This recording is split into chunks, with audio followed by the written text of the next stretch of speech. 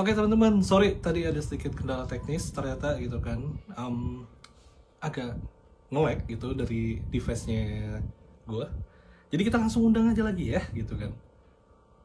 Dan untuk teman-teman mungkin yang baru juga join Kapan Lagi On Air ini, boleh langsung share juga ke teman-teman kalian kalau misalnya Kapan Lagi On Air sudah live di Instagramnya Kapan Lagi On. Oke. Nah, jadi balik lagi. Maaf ya tadi ada Halo, masalah selamat sore teknis. semuanya. Apa kabar? Nah, agak dejavu ya jadinya ya. Oke, sebentar. Oke, ini masih menunggu Pak D juga, alias Om Indro gitu kan. Oke, jadi kita ngobrol-ngobrol dikit dulu kali ya, gitu kan. Mungkin Roger sama Cika boleh no, kasih tahu gitu kan ke teman-teman Kapan Lagi On Air. Sebenarnya film Pintu Surga Terakhir ini tuh bercerita tentang apa sih kalau boleh tahu? Silakan. Nah, Film Surga Terakhir ini menceritakan seorang kisah cinta. Biasa kisah cinta anak muda. Ini kisah cinta seorang anak perempuan yang cinta pertamanya itu yaitu ayahnya. Nah, ayahnya ini dia, Pak De. Nah, ini akhirnya. Halo Om. Ini lagi nge-lag. Halo Om. Halo Om Indro. Nah. Oke. Aku lanjut ya.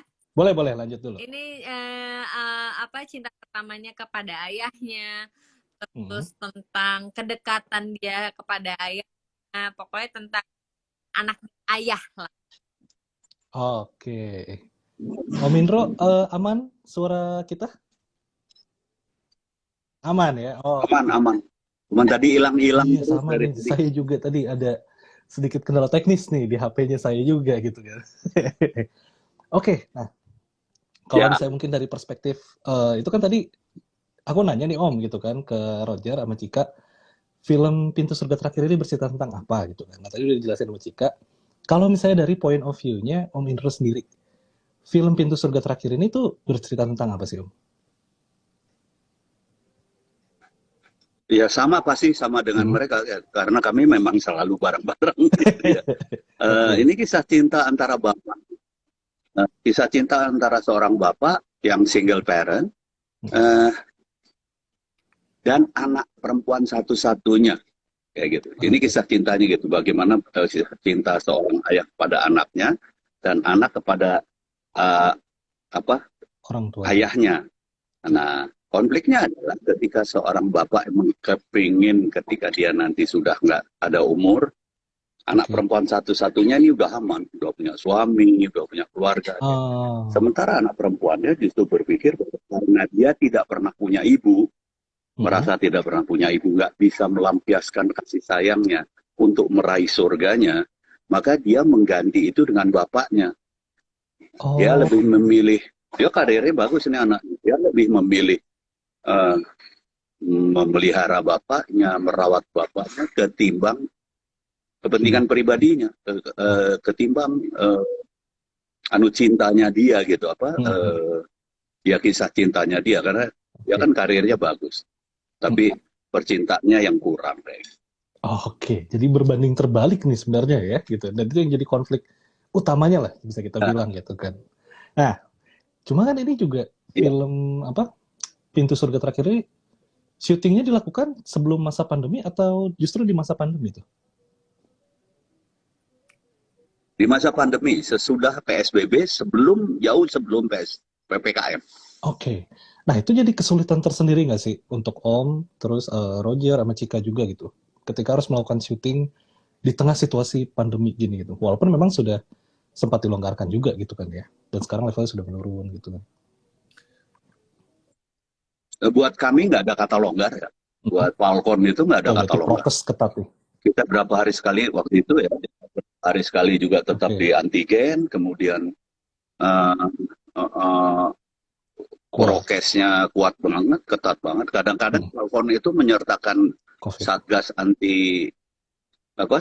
satgas COVID gitu. Jadi insya Allah kita aman, apalagi di sini ada khususnya ketika syuting Cika ini bawa bayi ya 3 bulan.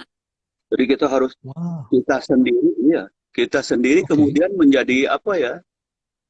Menjadi aware banget terhadap itu gitu. Kayak misalnya kru yang udah rada batuk-batuk misalnya, walaupun dia bukan COVID, kita suruh di luar gitu nggak bisa masuk mereka. Kayak gitu. Jadi Karena ketat mau bagaimanapun banget gitu. Bisa mungkin memperkecil kemungkinan lah ya untuk menghindari resiko gitu kan. Oke. Nah, ini juga fakta menarik nih teman-teman yang lagi join di Kapan Lagi On Air, kalau ternyata pada saat syuting pun Cika juga sampai bawa anak, dan tapi gitu kan, mau istilahnya apa, seramai apapun prokes tetap dijalankan gitu kan, protokol kesehatannya gitu, dan itu benar-benar sangat ketat banget gitu ya. Demi keselamatan apa?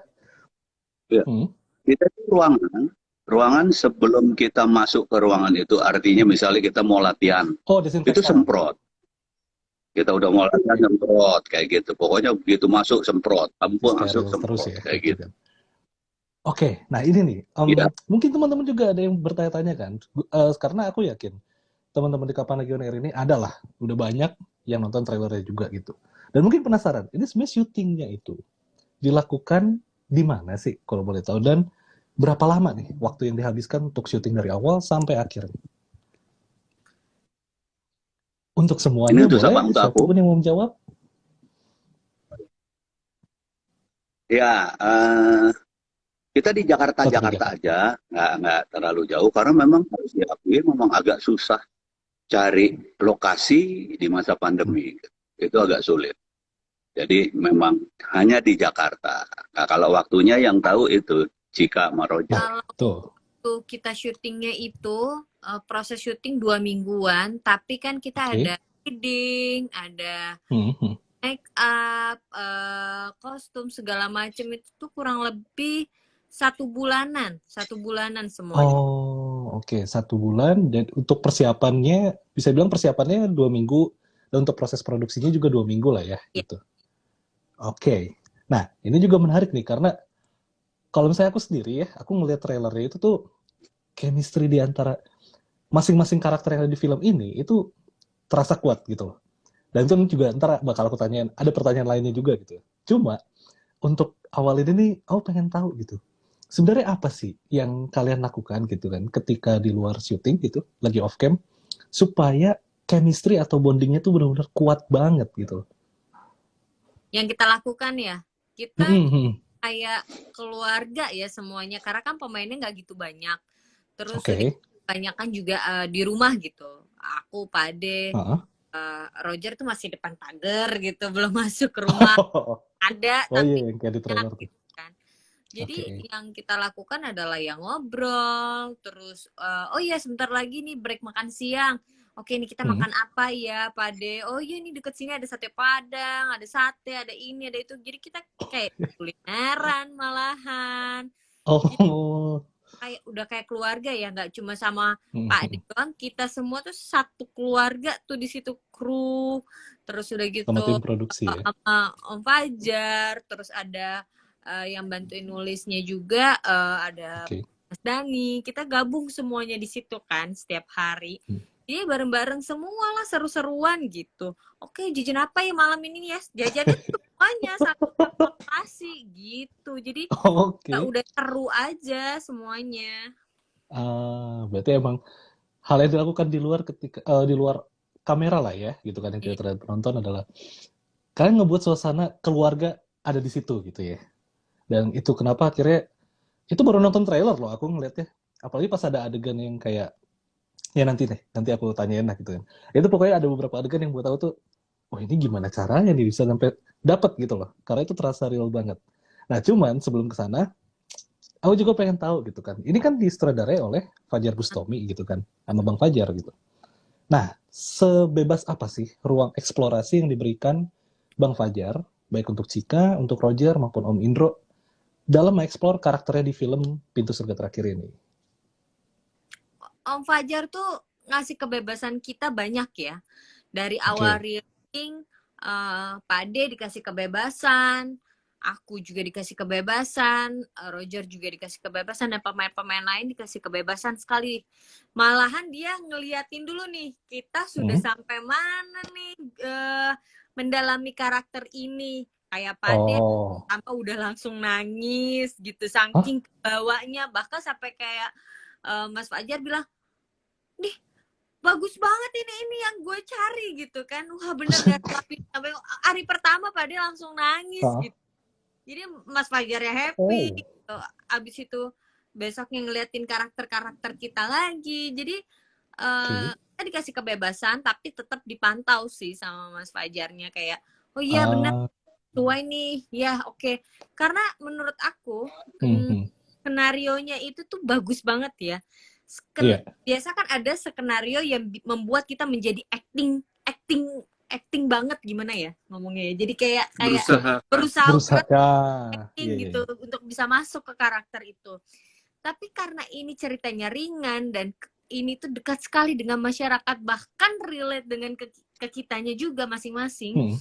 Jadinya tuh kayak mempermudah kita untuk memainkan karakter itu gitu. Bahkan aku sampai kepikiran kalau di rumah nih habis baca skenario gitu, oh nanti ini jadi kepikiran gitu, karena cepat masuk ke dalam kita gitu. Jadi begitu nyampe part reading hari pertama, hari kedua udah ngalir gitu. Aku nggak ngerasa aku Pade nggak ngerasa ini Pade, Roger juga nggak ngerasa Roger. Bahkan kita baru datang aja udah ngerasa kita yang ada di karakter itu gitu. Oke, cepet banget ya jadi. Nah, ini nih, sorry aku potong dikit. Tadi kan Cika sempat ngomong juga kalau misalnya Pade nangis nih di hari pertama. Mungkin Om Indro, nah itu mungkin Om Indro boleh jelasin kenapa sih kok Om Indro tiba-tiba sampai menitikkan air mata gitu loh di hari pertama. Itu kenapa Om? Sampai menangis tuh. Ini agak, jadi ketika saya baca, begitu saya baca senarionya, itu saya kemudian merasa bahwa 50-60% saya involved di sini. Kenapa? Karena saya relate banget dengan kehidupan saya. Saya yang single parent, anak saya juga udah dewasa dan ada yang perempuan kayak gitu. Nah, itu aja udah sekitar 50-60% relate dengan saya. Kemudian mungkin karena kerelatean itu tadi, saya ketika baca saya langsung bisa masuk ke dalam tuh. Istilahnya saya langsung bisa renang dan langsung saya bisa nyelam gitu. Istilahnya seperti itu. Nah, itu mungkin yang membuat saya kemudian menjadi gampang banget ketika saya membaca kayak gitu. Dan ini udah mulai reading ya, ada sutradara, ada. Ketika saya masuk ke situ, sutradara langsung, dan saya langsung nangis tuh karena waktu itu memang adegan yang krusial banget gitu. Nah, sutradara langsung, aduh ini yang aku cari. Gini Pak De, udah jangan dirubah lagi kayak gitu Pak De, gitu, kayak gitu ya. Nah, dalam perjalanan itu menjawab yang tadi juga ya, kebebasan apa yang di ini kami bebas selama itu tetap ada di koridor yang dibuat oleh sutradara itu. Jadi memang kebebasan kami diberikan kebebasan, tapi ada frame yang itu dijaga betul oleh sutradara gitu, kayak gitu. Bagaimana caranya? Kita walaupun memang kita diberi kebebasan, tapi kita selalu discuss. Mau syuting itu kita diskusi, gini. Jadi ya itulah kebebasannya gitu, bukan kebebasan saya enak-enak kayak gitu, enggak. Tapi memang ada frame, ini yang dijaga selalu. Dan itu kita sadari. Jika kalau mau main apa segala, aku gini ya, lalu gini ya. Aku perasaan aku di sini begini ya gitu. Jadi memang tetap ada diskusi di situ. Kayak gitu. Jadi ya alhamdulillah. Nah, dan kalau Anda lihat nanti itu dari awal kelihatannya santai, rileks. Memang dibangun oleh Fajar. Rileks, tenang, kayaknya malah cuman ini ceritanya apa sih sebenarnya gitu kan. Ya, tapi nanti sampai ke belakang kayak gitu. Jadi banyak orang yang kemarin yang di premiere komentarnya, aduh gila nggak nyangka dari tengah ke belakang itu nggak nyangka banget gitu. Nggak nyangka banget akan seperti itu. Dan kalau saya boleh ngomong, ini sebetulnya hal yang biasa banget. Itu di kehidupan sehari-hari banget. Cuma memang kejelian Fajar dan Dani yang menulis itu mengangkat kasus ini, mengangkat Prahmen ini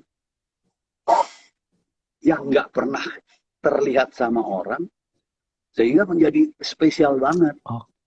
Orang pasti, dari semua pasti ada orang yang relate. Yang ini sama, ini gue pernah begini nih, ini pernah gue begini, ini gitu. Semua. Dari orang tua, pasangan yang sudah menikah anaknya masih kecil, pasangan yang baru menikah, pasangan yang masih pacaran, itu semua banyak yang relate. Sehingga, ini gue pernah nih, ini gue pernah nih. Nah itu kejelian Fajar dan Dani sih ya, menurut aku, membuat ceritanya. Nah, itu tadi kan Om Indro juga bilang, itu yang membuat relate gitu. Jujur aku sendiri juga, sekaligus aku pengen meneruskan yang tadi aku bilang gitu. Aku pengen singgung salah satu adegan di trailer juga nih. Jujur aku ngerasa relate ketika di adegan trailer itu yang menunjukkan Cika memeluk Pak D gitu kan, maksudnya memeluk Om Indro, terus menangis itu. Itu di situ emosinya itu dapat banget. Maksudnya kalau aku dapetnya kayak aku sebagai anak kepada orang tua gitu kan. Ketika kalau di trailer kan kasih tahu bapaknya sakit nih gitu kan. Terus juga ada masalah-masalah konflik keluarga lainnya. Di situ aku ngerasa kayak sebagai anak, ya aku juga punya perasaan sayang yang sama gitu, cinta yang sama terhadap orang tua gitu kan. Dan adegan itu menurut aku itu spesial banget gitu. Sampai benar dapet gitu kan. Nah itu tuh sebenarnya ketika menjalankan adegan itu gitu kan, apa yang dipikirkan oleh baik Cika atau Om Indro gitu loh, untuk memunculkan emosi yang benar-benar itu strong banget sih di adegan itu gitu loh. Aku duluan atau Cika? Boleh nih, mana aja. Pak D, oke. Jadi gini. Anda melihat, ketika Anda melihat dua orang dalam satu frame yang kemudian bisa mempengaruhi artinya adalah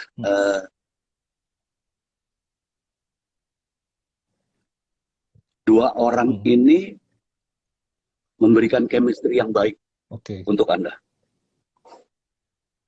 Jadi jangan dilihat Pak D, jangan dilihat saya, orang tuanya si ayah atau anaknya. Itu kerjasama ini yang kuat, yang akhirnya menjadikan sesuatu yang bagaimana Anda bisa masuk ke dalam adegan itu. Nah itu kelebihannya. Saya makanya selalu bilang, saya kan kebetulan out of the box banget nih. Yang biasanya main di film komedi, tiba-tiba sekarang di film yang ada mengandung bawang gitu kan. Nah, saya merasa keberhasilan saya, kalau orang menguji saya misalnya, saya merasa keberhasilan saya karena Cika. Karena Cika membuat saya bisa menumpahkan perasaan saya. Kayak gitu. Mungkin sebaliknya begitu, nanti bisa ditanya sama Cika. Tapi yang saya kepingin ngomong bahwa kenapa sih momen itu bisa masuk banget dan saya merasakan banget. Ya pertama satu, mungkin Anda pernah mengalami hal seperti itu. Kedua, ya alhamdulillah kerjasama kami berhasil membawa Anda masuk ke dalam cerita ini kayak gitu. Itu sih sebetulnya kalau dari saya. Nah kalau dari Cika nih? Sama sih, kalau pas lagi mau take-nya itu dari hari pertama syuting, aku udah anggap Pak D itu ayahku. Jadi ini lagi berarti readingnya nih ya, readingnya yang diperkuat gitu. Jadi pas reading hari pertama ya Pak D tadi nangis. Aku tambah ngedrop gitu karena jujur aku ngefans banget sama Pak D. Terus acting Pak D baru hari pertama udah wow banget kan. Gimana tambah ngedrop. Belum lagi habis baru happy banget rasanya. Hari kedua aku udah menjadi bukan diriku lagi, tapi aku sudah Irma yang ada di karakter. Tapi aku dan Pak D sama-sama saling lihat-lihatan.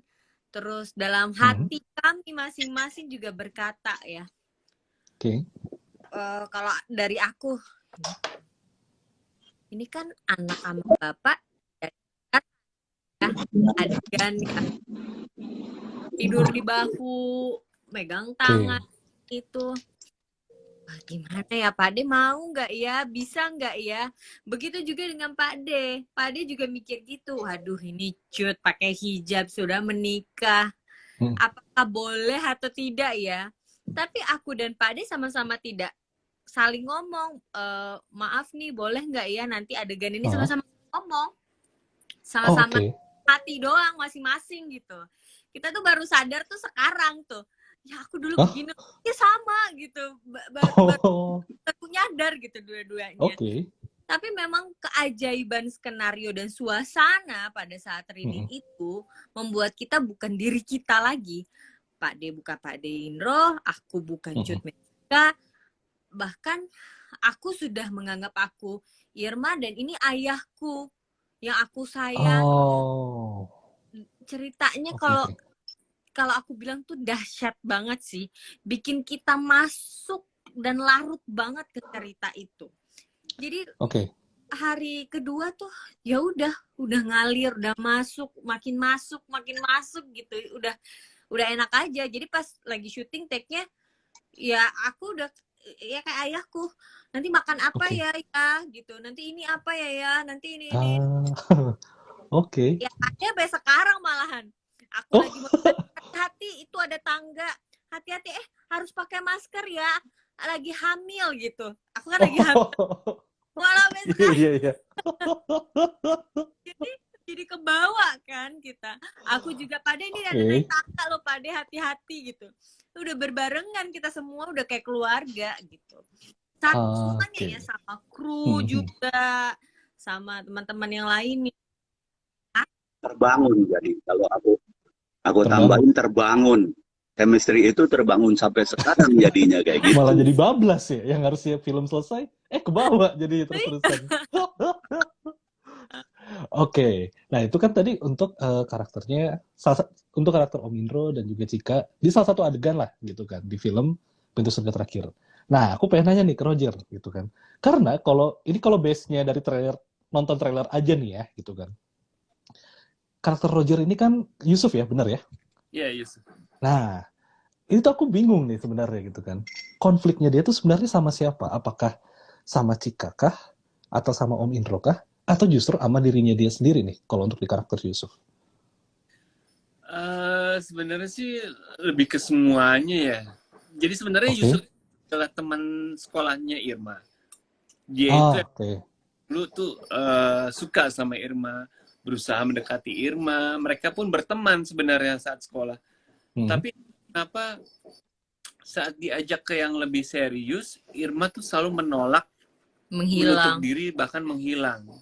Itu buat Yusuf. Sampai akhirnya mereka disatukan kembali oleh takdir, mereka dipertemukan kembali. Nah, itu mulai tumbuh lagi tuh percikan-percikan lama yang akhirnya membuat Yusuf untuk berusaha mendekati Irma. Nah, tapi sekarang bukan cuma mendekati Irma doang. Kalau dulu kan cuma di sekolah. Kalau sekarang udah mendekati ke calon mertua nih. Waduh. Gitu. Nah, di situ konflik-konfliknya, intrik-intriknya, terus juga ada humorisnya juga di situ tuh. Benar. Tapi ya, kemarin nih, aku tuh jarang ngelihat Roger kalau nonton apapun ya, film apapun nangis. Tapi kemarin dia nangis. Aku bilang, Beb, apa nangis? Aku sampai ngomong gitu. Seumur hidup loh, nggak pernah. Saya kalau misalnya nonton film tuh pasti yang ini kan cuma film. Kalau udah mulai baper-baper gitu kan, ini iya. film gitu. Kemarin nggak tahu kenapa itu pertama kali dalam hidup aku netes loh itu melihatnya. Nonton film tuh. Ini teman-teman kapan lagi on air nih ya, yang lagi join gitu kan. Ini sedikit fun fact. Dalam seumur hidup Roger, akhirnya untuk pertama kalinya Roger menitikkan air mata karena menonton sebuah film. Padahal ikut main, tahu nih, next kan begini, tetap aja netes juga. Tetap ya. Ade udah 6 kali nonton, 6 kalinya nangis. Udah 6 kali, padahal udah lebih tahu lagi, Pak De lebih hafal ya. Abis ini tuh apa gitu, lebih tahu lagi deh. Tapi nangis 6 kali, Pak De, coba. Ya Allah. Ini berarti kalian udah habis berapa pak tisu nih? Terakhir kita ada yang salah, ada yang lucu nih. Kita nonton kemarin gala premiernya, kita bertiga duduk barengan nih. Kita ngeliat kayak gitu, terus pada saat adegan nangis itu, kita kayak saling menguatkan, kita pegangan tangan. Kita pegangan tangan cuma satu-satu kayak gitu. Terus soalnya kita juga dengar belakang sesenggukan, mana sesenggukan. Itu. Ada dorongan jadinya ya, sampai membuat air mata ini susah dibendung nih kan. Bener. Pokoknya nanti kalau misalkan orang yang nonton tuh, kalau misalkan relate sama cerita ini, abis saja pokoknya. Biasanya sama Pak Ade. Biasa dibikin ketawa sama Pak Ade, sekarang dibikin nangis loh. Ayo loh. Berarti ini bisa aku tarik kesimpulan, kalau ke bioskop jangan lupa bawa tisu yang banyak ya. Benar. Tapi nggak semua mengandung. Nah, jangan minjem. Juga. Oh iya. Maksudnya juga kan jangan sampai nih kalau misalnya ke bioskop terus nonton Pintu Surga Terakhir lupa bawa tisu, takutnya kan ntar malah ngelap di baju gitu, malah kelihatan ntar pas keluar bioskop. Kok basah semua nih bagian tangan-tangan sini gitu kan. Ternyata begini, ngapus air mata. Aduh. Oke, tadi juga ini Roger sempat menyinggung ada sisi humorisnya juga gitu kan dalam film ini gitu. Ada sisi humornya lah, komedinya. Kalau boleh tahu nih, untuk semuanya sebagai cast dari film Pintu Surga Terakhir, komposisi antara dramanya dan komedinya itu tuh lebih kuat kemana nih? Apakah komedinya kah, apa dramanya? Atau balance sebenarnya? Imbang ya? Drama. Hampir sama ya? Iya. Drama. Oke. Lebih kuat ke dramanya. Artinya gini, harus diartikan ketika ada komedi di situ, ada ramuan komedi di situ, harus diartikan sebagai drama komedi. Gitu. Jadi bukan komedi seperti Anda melihat film komedi. Ini beda gitu. Jadi komedi yang ada di situ adalah komedi drama. Komedi yang boleh dibilang sebagian adalah komedi situasi. Kayak gitu. Jadi bukan misalnya misalnya kayak Warkop gitu. Oh jauh bukan. Kalau Warkop kan slapstick. Betul. Kayak gitu. Betul. Nah ini lebih drama komedi. Jadi kalau ditanya berapa komposisinya antara komedi dengan dramanya, saya harus bilang ini komposisinya lebih besar dramanya. Karena kalau toh itu ada komedi, itu adalah drama komedi gitu loh. Oh iya. Berarti bisa dibilang, mungkin benar gak sih kalau misalnya aku ngomong unsur komedi ini juga untuk menunjang cerita si dramanya juga gitu loh. Benar ya? Betul. Benar ya? Oke. Betul. Betul, karena di sini adegannya kan bukan mutual saya dengan anak saya aja. Kan? Betul. Bagaimana saya menghadapi calon, katakanlah yang calonnya anak saya, katakanlah. Bagaimana seorang bapak mensortir orang yang akan masuk keluarga saya, gitu. Saya punya standar tertentu. Sebagai orang tua pasti punya bibit bebet bobot. Kan? Walaupun sekarang sudah beda bibit bebet bobotnya, nggak kayak zaman kolonial dulu gitu ya. Tapi itu kan tetap ada, standar itu tetap ada sebagai orang tua. Nah, di situ menjadi kelihatan banget bahwa bagaimana dia berjaga-jaga, yang katakanlah ngerjain calonnya gitu, dikerjain, ada juga nanya-nanya tapi tiba-tiba begitu dijawab kaget, oh gitu misalnya itu kemudian menjadi hal yang menunjang cerita itu untuk akhirnya dapat goalnya gitu. Oke. Mungkin tuh salah satunya bisa dilihat di adegan di trailer tuh ketika ini ya, Yusuf berada di luar pagar tuh ya, terus ditanyain dulu nih di screening. Bener. Bener ya? Salah satunya itu ya? Iya. Gitu kan? Iya. itu kocak sih. Karena itu celetukannya Om Indro kepada Roger pas yang adegan itu tuh. Itu juga pernah aku lihat langsung sendiri gitu kan, temen aku gitu kan. Ditanya ini begini. Jadi itu emang benar-benar real banget gitu loh. Tapi banyak orang mungkin tidak sadar gitu kan, kalau sebenarnya hal-hal yang ada di film Pintu Surga Terakhir ini justru sangat erat gitu, sangat dekat lah sama keseharian kita gitu kan. Oke. Nah ini juga pertanyaan aku personal sih. Aku penasaran gitu. Ini kan judul filmnya adalah Pintu Surga Terakhir, bener ya? Iya. Gitu kan. Nah, kalian sendiri sebagai cast dari film ini, sebenarnya memaknai pintu surga terakhir itu sebagai apa sih? Gitu. Seperti apa kalimat pintu surga terakhirnya? Boleh? Giliran mungkin siapa yang mau jawab duluan? Siapa duluan? Bebas nih, mau dulu. Ya udah, kamu dulu. Boleh. Jadi kenapa diangkat ini judulnya jadi Pintu Surga Terakhir, dan apa sih maksudnya gitu ya? Jadi biasanya kan kita semua deh mikir bahwa surga itu ada di telapak kaki ibu. Ibu ayah, ibumu ibu ayah gitu kan. Ketika ibu udah nggak ada, berarti kan pikiran kita adalah, oh ya udah, pintu surga itu udah nggak ada, ibu udah nggak ada gitu. Tapi kan ada ayah, ibumu, ayahmu gitu kan.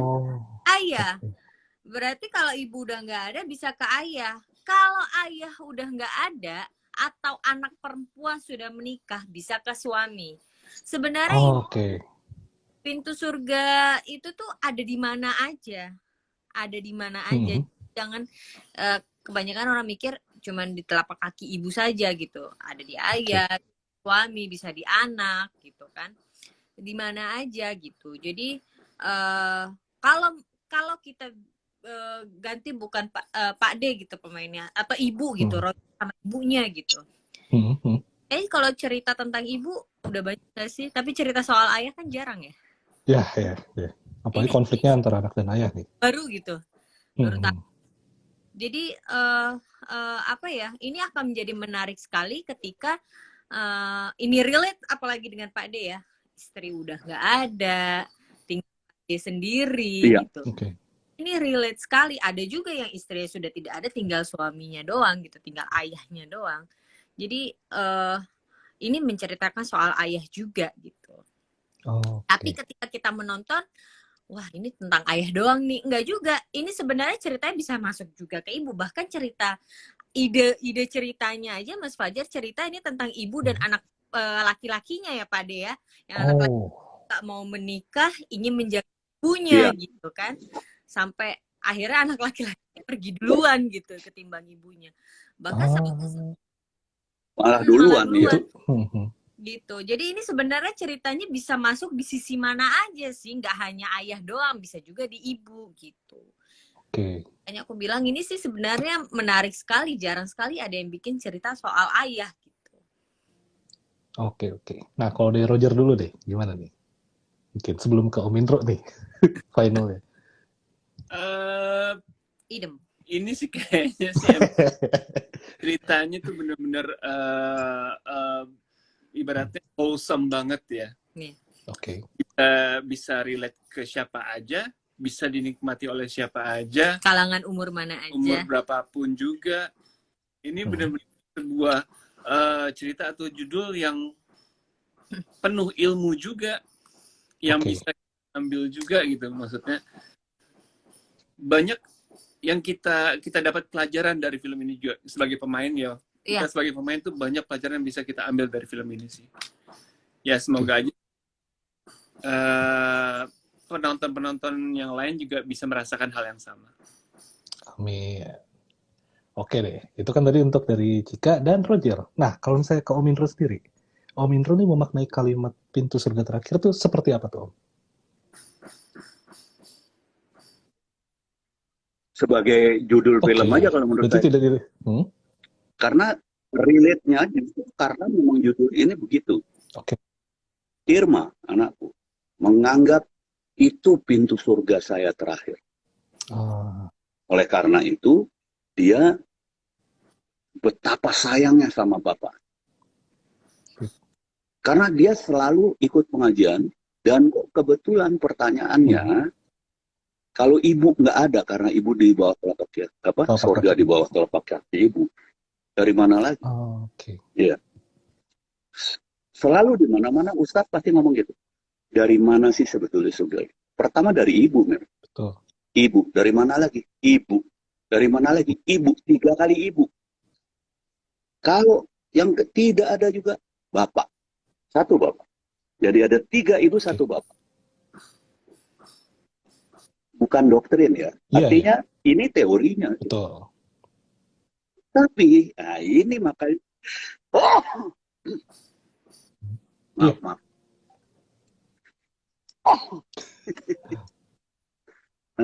Tapi justru di sini, kalau diperhatikan untuk nonton film ini, maka akhirnya kita belajar. Pintu surga itu, gini ya, Allah itu maha adil. Gitu.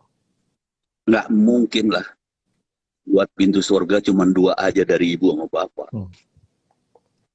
Gitu. Nah, di sini ada nih, di sini ilmu. Pintu surga itu dari mana-mana. Anda pernah dengar betapa seorang istri, kalau dia benar-benar bakti, kalau dia benar-benar mengabdi pada suaminya secara positif ya, maka itulah pintu surganya. Tapi bukan dari itu juga. Dari bagaimana dia bergaul, dari bagaimana dia menghormati sekeliling, segala macam. Itu pintu surga. Mohon maaf ya, kita pernah dengar kan seorang pelacur memberi minum anjing. Betul. Yang kemudian dia akhirnya masuk surga. Rasulullah bilang, dia masuk surga. Kayak gitu. Nah, itu gitu. Inti sebetulnya kalau mau ngomong soal salah satu pengetahuan, salah satu ilmu yang ada di film ini, adalah itu bahwa pintu surga nggak pernah ada yang terakhir. Allah memberikan pintu surga ini terbuka lebar pada semua. Sekarang persoalannya adalah kalian mau nggak masuk surga? Gitu. Oke. Berarti memang istilahnya perspektifnya tidak buntu, walaupun memang pada dasarnya adalah surga di telapak kaki ibu gitu ya. Tapi sebenarnya kalau kita mau ngeliat dari perspektif yang lebih luas, relate dengan film ini. Ya, perspektif film ini memang kita kan mengupas Irma nih. Irma nih orangnya pendiriannya amat sangat kuat. Oleh karena itu dia dari segi karir dia bagus banget. Dia kekeh orangnya, Irma ini. Dan kalau prinsip-prinsip bapaknya pun akan sulit masuk ke hatinya Irma dan harus hati-hati bapak. Berhasil apa enggak nonton? Gitu kan. Berhasil atau enggak nonton nih. Dan tapi gini, tapi bahwa kita kalau perspektifnya, kalau Anda tadi menanyakan surga, kalau ini itu kan tadi dari saya surga. Tapi gini, perspektif film ini adalah bagaimana kekesurgahnya Irma, ya, Irma terhadap semua prinsip-prinsipnya. Bukan salah, salah sama sekali enggak, tapi ya itulah prinsip dia gitu. Gitu. Istilahnya memang bisa dilihat dari perspektif yang lebih luas sebenarnya ya. Tidak boleh kaku dalam satu perspektif, satu lorong perspektif aja gitu kan. Gitu. Nah, ini mungkin hebatnya cerita kan gitu ya. Betul. Bisa dilihat dari berbagai. Iya, hebatnya cerita kan kayak gitu. Tidak mungkin ada cuma satu perspektif dalam cerita. Tergantung visi apa yang kita lihat. Dari angle mana yang kita lihat kayak gitu. Nah, deh. Ini mungkin pertanyaan terakhir dari aku. Sekaligus juga pertanyaan personal juga gitu kan. Karena pas aku nonton trailernya itu juga penasaran aja gitu loh ini. Di trailernya itu kan ada tulisan harga tiket 10.000. Itu buset. Itu 10.000 itu gimana ceritanya? Kok bisa harga tiketnya sampai 10.000? Itu gimana tuh? Ya sebenarnya ini ya karena ucapan terima kasih kita sih. Terima kasih kepada semua yang sudah vaksin. Akhirnya kita kembali lagi ke bioskop. Kita bisa happy-happy lagi. Nonton bareng-bareng, nongkrong. Itu semua karena kalian sudah vaksin. Jadi dan juga untuk dari Falcon, sebagai ucapan terima kasih, ingin memberikan harga Rp10.000 di seluruh Indonesia. Di manapun juga. Ya, jadi buat supaya teman-teman dan masyarakat nggak takut tuh ke bioskop, karena kan sekarang ke bioskop itu prokesnya lumayan ketat ya, harus udah vaksin kedua, terus ada peduli lindungi kan dicek, ya check in dan check out, bener-bener aman banget, terus sudah gitu duduknya walaupun masih bisa bersamping-sampingan, tapi kan satu kakak ya, maksudnya sekeluarga gitu. Betul, betul. Akan ada batasannya juga untuk yang lain juga gitu. Nggak semua sederet udah kebuka gitu. 70% deh kayaknya ya. Iya. Iya, 70%. Udah bisa duduk sampingan sekarang, walaupun satu keluarga ya. Tapi tetap ikutin prokes, cuci tangan, masker, segala macam. Dan ini tiketnya cuma 10.000, menurutku worth it banget dengan cerita yang menarik banget. Kapan lagi coba kita nonton dengan harga 10.000? Terakhir kali nonton di bioskop 10.000. Coba itu tahun lama itu, zaman saya masih SMA. Ini sekarang lagi ya 45.000 atau 50.000 untuk satu orang. Ini 50.000 udah buat 5 orang sekeluarga. Cara dapetin tiketnya gimana? Harus hubungi Falcon kah? Atau harus beli voucher? Atau ikutan kuis? Atau bagaimana? Enggak. Falcon itu memudahkan kita semua dengan cara cuma bioskop di seluruh Indonesia, dan tinggal bilang saya mau nonton film Pintu Surga Terakhir, udah cuma bayar 10.000, tapi memang tiketnya terbatas. Jadi pas begitu tayang, buru langsung ke bioskop. Berarti itu teman-teman ya, terjawab mungkin untuk teman-teman di Kapan Lagi On Air. Kalau misalnya kalian punya pertanyaan yang sama, ini kenapa ya? Kok di trailernya harga tiket 10.000? Ternyata ini nih, tadi udah dijelasin sama Tika juga, sama Roger juga gitu kan. Kalau harga tiketnya itu memang sebagai bentuk terima kasih juga gitu kan. Untuk semua masyarakat Indonesia, terus juga terima kasih kepada Falcon, kepada kita juga yang udah sama-sama masih menjaga diri gitu kan di tengah masa pandemi ini gitu kan. Jadi itu aja mungkin obrolan sore kita hari ini. Thank you banget sebelumnya untuk Om Indro, untuk Cika dan Roger gitu kan atas waktunya. Iya, ini nanti semoga ya saya masih kebagian dengan tiket yang harga 10.000. Tanggal 11 November langsung ke bioskop. Buru tiket terbatas loh, 10.000. Untuk teman-teman ya, nih yang di Jakarta saingannya udah kelihatan ya di sini. Soalnya harga tiket 10.000 itu tahun kapan loh? Tahun 2008 ya, 10.000 ya? Apa tahun? Iya, 2008 2007 lah, pas saya masih SMA. Kan tuh. Oke, dan jadi sekali lagi thank you banget atas waktunya gitu kan. Semoga tetap sehat-sehat terus gitu. Sampai bertemu juga di kesempatan berikutnya. Thank you banget untuk sore hari ini teman-teman dari Pintu Surga Terakhir. Oke.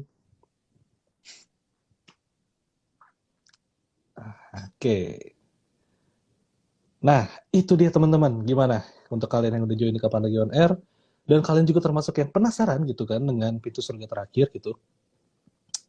Harusnya nih banyak lah ya pertanyaan-pertanyaan dari kalian yang sudah terjawab itu, baik oleh Om Indro, oleh Cika maupun Roger gitu kan tentang film ini.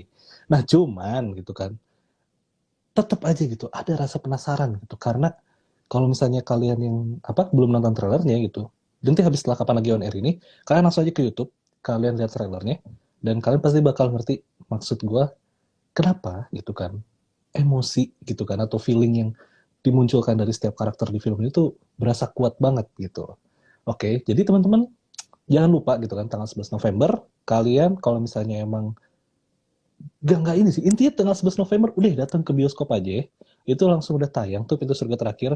Kalian datang ke meja buat beli tiketnya itu, langsung bilang, Mas, Mbak, Kak gitu kan, atau Bang gitu, saya mau nonton Pintu Surga Terakhir, itu cuma 10.000 gitu kan.